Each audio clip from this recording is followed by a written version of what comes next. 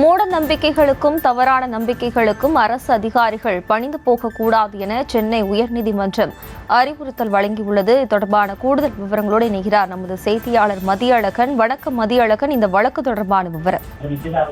சென்னை எண்ணூர் நெட்டுக்குப்பம் பஜனை கோவில் தெருவில் வசித்து வரும் கார்த்திக் என்பவர் தனது வீட்டில் சிவசக்தி, தட்சீஸ்வரி, விநாயகர், வீரபத்ரன் சுவாமி சிலைகளை வைத்து வழிபாடு நடத்தி வந்தார். பூஜைகளில் அண்டை வீட்டாரும் பங்கேற்று வந்துள்ளனர். சிலைகள் வைத்து வழிபாடு நடத்திய பிறகு அப்பகுதிகளில் மர்மமான முறையில் சிலர் மரணமடைந்துள்ளதாக கூறி உள்ளூர் மக்கள் அளித்த புகாரின் அடிப்படையில் சிலைகளை அதிகாரிகள் எடுத்துச் சென்றனர். இதற்கு எதிர்ப்பு தெரிவித்து தாக்கல் செய்யப்பட்ட வழக்கை விசாரித்த உயர்நீதிமன்றம் சிலைகளை திரும்ப ஒப்படைக்கும்படியும் பொதுமக்களுக்கு இடையூறு ஏற்படுத்தும் வகையில் ஒலிபெருக்கிகள் பயன்படுத்தக்கூடாது எனவும் மக்களிடம் பணம் வசூலிக்க கூடாது எனவும் கடந்த ஆண்டு ஏப்ரல் மாதம் உத்தரவிட்டிருந்தது. இந்த உத்தரவின் அடிப்படையில் அதிகாரிகள் இதுவரை சிலைகளை ஒப்படைக்கவில்லை என கூறி கார்த்திக் தரப்பில் நீதிமன்ற அவமதிப்பு வழக்கு தாக்கல் செய்யப்பட்டது.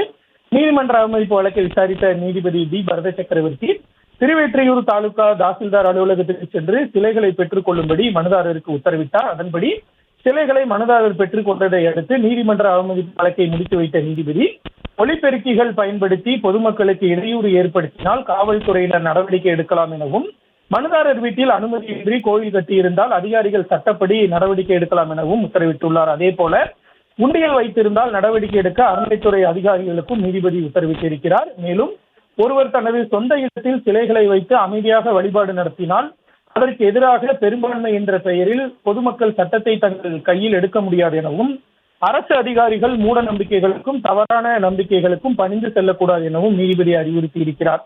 கடவுளோ சிலைகளோ மனித இனத்துக்கு எந்த தீங்கும் ஏற்படுத்துவதில்லை எனவும், அதுபோன்ற நம்பிக்கைகள் மூட நம்பிக்கைகள் என்றும் அதை பக்தி என்று கருத முடியாது எனவும் நீதிபதி தனது உத்தரவில் குறிப்பிட்டிருக்கிறார்.